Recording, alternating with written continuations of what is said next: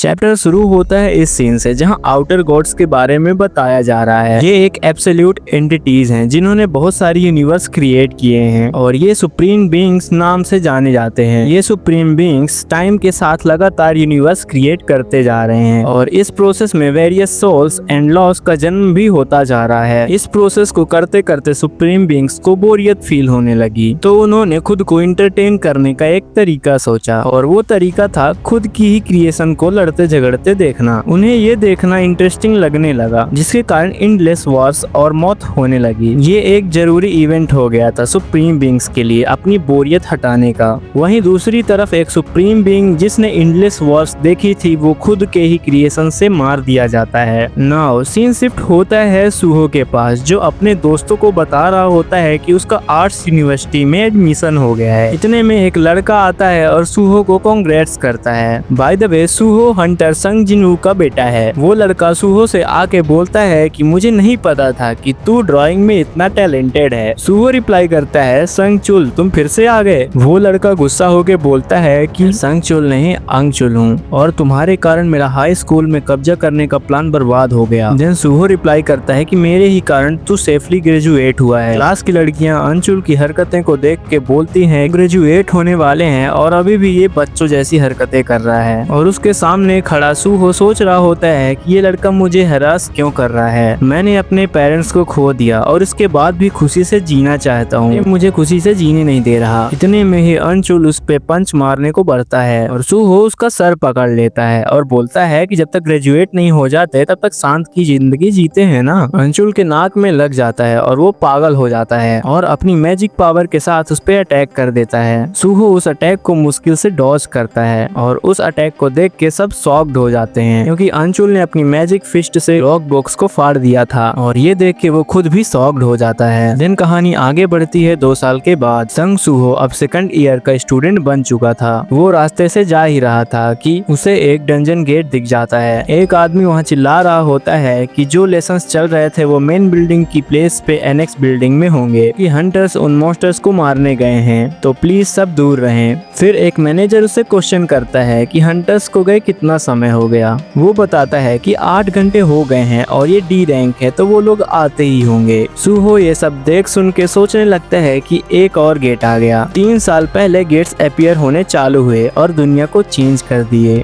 ये gets dungeons का पासवेज हैं और एक सर्टेन अमाउंट के टाइम के बाद जो मॉन्स्टर्स डंजन में हैं वो बाहर आना शुरू कर देते हैं और लोगों को मारने लगते हैं। तो इससे बचने के लिए लोगों के अंदर भी बदलाव होने शुरू हो गए थे। बदलाव से मतलब है कि उनके पास स्पेशल एबिलिटी आ जाती है जो माना यूज करती है। माना मीन्स मैजिकल पावर, और इसी के साथ अवेकनिंग शुरू हो जाती है। इसी केओस को बढ़ता देख एक अवेकन वू जिनचुल हंटर एसोसिएशन को क्रिएट करता है और एक हंटर्स नेम की जॉब देता है इस केओस को जल्दी एंड करने के लिए। और इसी कारण दुनिया में लोग 2 कैटेगरी में डिवाइड हो गए, एक अवेकन और दूसरे नॉन अवेकन। नॉन अवेकन चाहे जितना भी मेहनत क्यों न कर लें, पर वो ई रैंक अवेकन के सामने नहीं टिक पाते। अगर हंटर्स इन गेट्स को क्लोज ना करें तो दुनिया खत्म हो जाए। दूसरी भाषा में कहा जाए तो अवेकन बिना नॉन अवेकन के सरवाइव कर सकते हैं, पर नॉन अवेकन बिना अवेकन के सरवाइव नहीं कर सकते। इसी कारण हंटर्स को सम्मान दिया जाता है और उन्हीं के कारण हम जैसे नॉन अवेकन आराम से जी पा रहे हैं। और यही मुझे अनईजी फील होता है। मेरे पेरेंट्स भी मिसिंग है और मेरा सर्वाइवल किसी और पे डिपेंड करता है और इसी के चलते मैं खुद को पावरलेस समझने लगा हूँ। मॉम हमेशा कहती थी कि मैंने डैड को रिसेंबल किया है, पर मुझे पता नहीं कि डैड इस पावरलेस सिचुएशन में क्या करते।